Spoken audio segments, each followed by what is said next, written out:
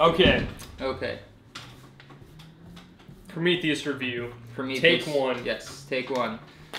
This is Travis and Jordan here, coming to you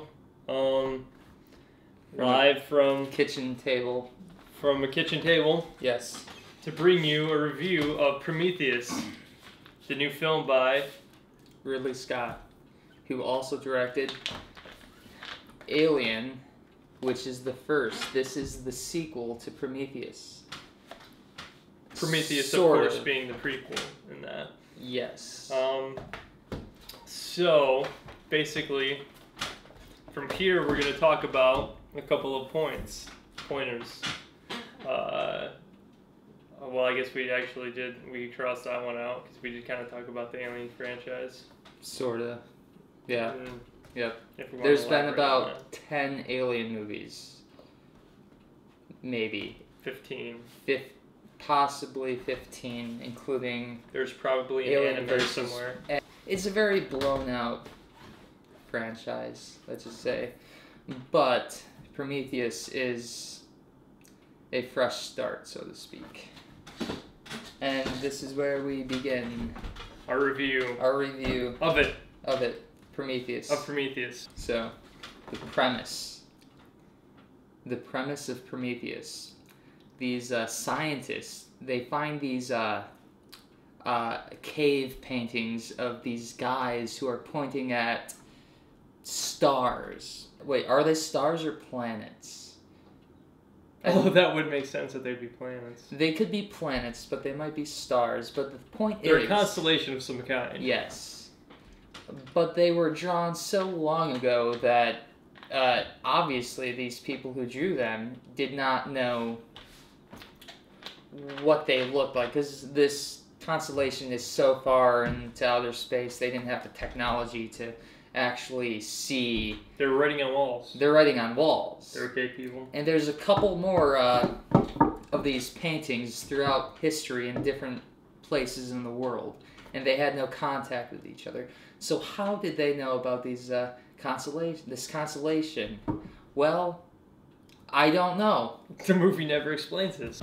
So Wayland Enterprises, they financed this space expedition into outer space, into this constellation that is very far away, far distance. 2.5 years. Which, by theory, would have taken longer unless they're going faster than the speed of light. Right, which it never explains. They never explained that either. Or a wormhole. Some or sort a wormhole. of Einstein-Rosen bridge. Yes. So, David, played by Michael Fassbender, he's like Wall-E from Wall-E. He takes care of things. He takes care of things. He's a glorified janitor. And he watches old movies like Wall-E does. But he's an android, so he cannot be trusted. Androids. Androids are bad. Not to be trusted. If it's one thing, another Ridley Scott film is... No, wait.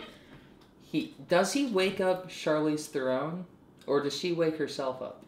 I never answer to that. There's a lot of questions in this movie that they just... I mean, basically, it's kind of a cop-out. I'm all about... I do not mind leaving a movie with questions. As long as, you know, the journey to get there is satisfying, and I feel as if the questions left are justified. In this movie, it felt more of a cop-out. In some ways. I will halfway agree with my colleague here. In some ways, there are some cop-outs. Let's talk about Charlize Theron doing push-ups for a little bit. She did a good job. She did a good job. She did a great job. Yes. The acting was superb. Yeah, if we move on to performances, it was fantastic in performances. Oh, someone's getting a phone call. Sounds it. It's just a producer. The guy who plays Holloway, what's his name? Logan something? The guy who's not Tom Hardy. He sort of does look like Tom Hardy, but skinnier and not as cool. But he did do a good job. Yeah, and then he was solid. He was solid. And then there's the girl with the dragon tattoo. I don't know her name. Noomi Rapace, if I'm pronouncing that right. Okay. Or probably not. It's her. She's like the new Ripley in the Prometheus movie. But she has a very, like, different dynamic than Ripley presented. Just due to the fact that I feel like her character, Noomi Rapace's character, was a lot more feminine, whereas kind of Ripley always inherently had this tough girl vibe about her, whereas you don't get this at all. You actually do get that she's very scared and insecure. It's more realistic. It's not like she's Alice from Resident Evil. And there's a lot of questions. The questions were the main part that really... well, honestly, I think that the movie's biggest fault was not necessarily the movie itself, but its trailer. Its trailer was so amazing. Its trailer was flawless. It was perfect. It gave me chills. Yeah, just that, like... And the movie, in fact, somewhat... Even though it left me with all these questions, it also gave away some answers I didn't really care to know. You know, it wasn't necessarily as ambiguous as it could be. Well, I think the movie only answered one question. How was life started on Earth? Yeah. And that would be black goop. Black goop.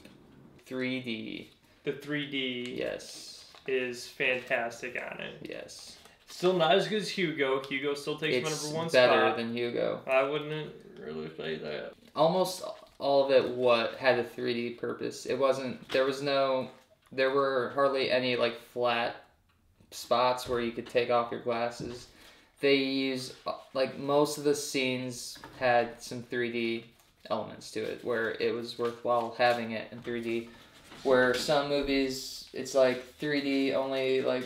50% of the movie. Okay, well, I'm not going to say in conclusion like that. That sounds bizarre. So, okay, well, I can't do that with my head. Alright, so in conclusion, I said it weird again. In conclusion... That was weird. Alright, so in conclusion... No, that was... I know it was good. It is good. It was good, but, like, it wasn't great, and I feel like... Okay, that conclusion was Prometheus in one word, in one So you should have syntax. kept with it. I should have, because it was good, not great. Okay, so in conclusion, we have a conclusion, and that conclusion is that, for me, my personal perspective on it, this is where we're going to kind of draw a line here and separate ourselves. If we were sleeping in the same bed, we'd make a pillow wall. And basically, I thought it was good, but not great.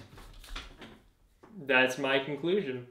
It had moments of brilliance. There's one part in a chamber where a certain character has to have a C-section, and that was amazing. That was a very good scene. The graphics were amazing. The graphics were probably the best I've seen maybe ever in terms of science fiction, in terms of blending something that is entirely a CG element. It was flawless. Yes. Lighting, particle effects, everything from a technical standpoint. Cinematography was grade A. But yeah, it just didn't do it for me. It just the epicness wasn't there. So good, not great. Good, not great. For me, it was the beginning half of the movie felt like a really good science fiction lead up. It felt like Danny Boyle's Sunshine. Yeah, absolutely. And then once they start to explore this alien area, they don't go into the directions that they could go into. Like, they don't push the envelope in the creatures, just the science behind this black goop crap. they do not go. The movie just kind of runs around in circles, Yes. in my opinion. It never really. It's like I have so much anticipation for this. There's a question, okay, and I have so much anticipation for this answer. And then once the answer comes, or event, I'm just saying answer as hyperbole, because once the event happens, I'm not impressed with it.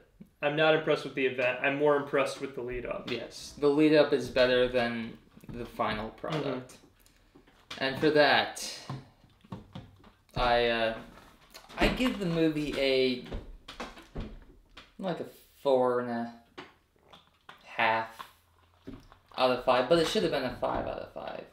And because it's not a 5 out of 5, it's not good enough. I'll watch it again. That's it. Bye-bye. Show's over. This is Richard and Ebert at the movies. Goodbye.